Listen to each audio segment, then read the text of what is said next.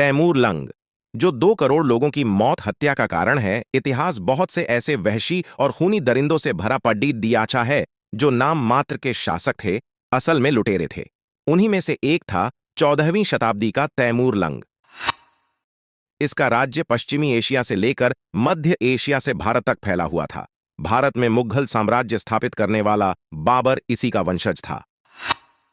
तैमूर द्वारा किए गए जघन्य अपराध। तैमूर 163 में धोखे से अपने राज्य के राजा के मर जाने के बाद राज्य पर कब्जा कर लिया और सबसे पहले 1380 में इराक की राजधानी बगदाद पर हमला बोला। हमले में इसने हजारों का कत्लेआम किया और लोगों के सर कटवाकर ढेर लगवाए। कहा जाता है कि इसे लोगों के सर काटकर ढेर लगाने में खास मजा आता था। तैमूर एक कट्टरपंथी था जो पूरे विश्व में इस्लाम की स्थापना चाहता था। इसीलिए वो जहां भी हमला करता था वहां काफिरों को मारकर इस्लामी धर्म पूरा करता था।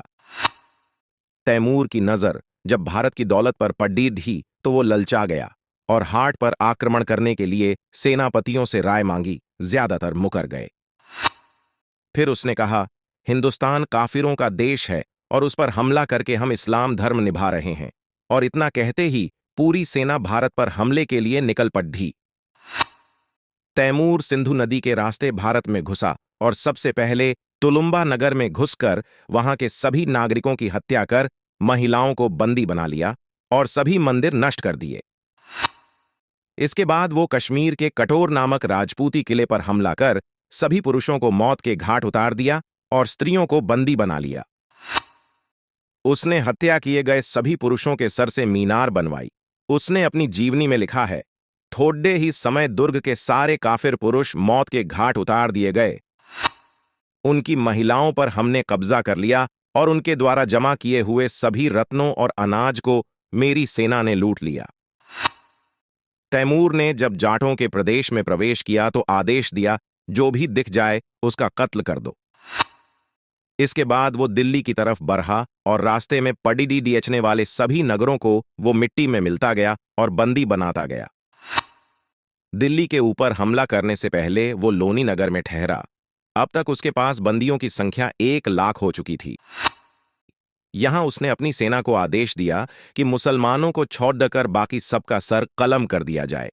जो न नुकुर करे आदेश का पालन करने में उसका भी सर कलम कर दिया जाए। दिल्ली का शासक उस वक्त तुगलक सुल्तान महमूद था जो नकारा था। एक बद्धी सेना के साथ लड़ाई करने के बावजूद बुरी तरह हार गया और मैदान छोड़ कर भाग गया। दिल्ली के सुल्तान को हराने के बाद वो 5 दिनों तक दिल्ली में रहा। यहां की महिलाओं को बंदी बनाया, जीवन भर उनका बलात्कार किया, लाखों की आबादी का सर कलम करवाया। उसका मन दिल्ली पर राज करने का नहीं था, इसीलिए वो कुछ ही दिनों में यहां से अपनी पुरानी राजधानी की ओर लौट पड़ा।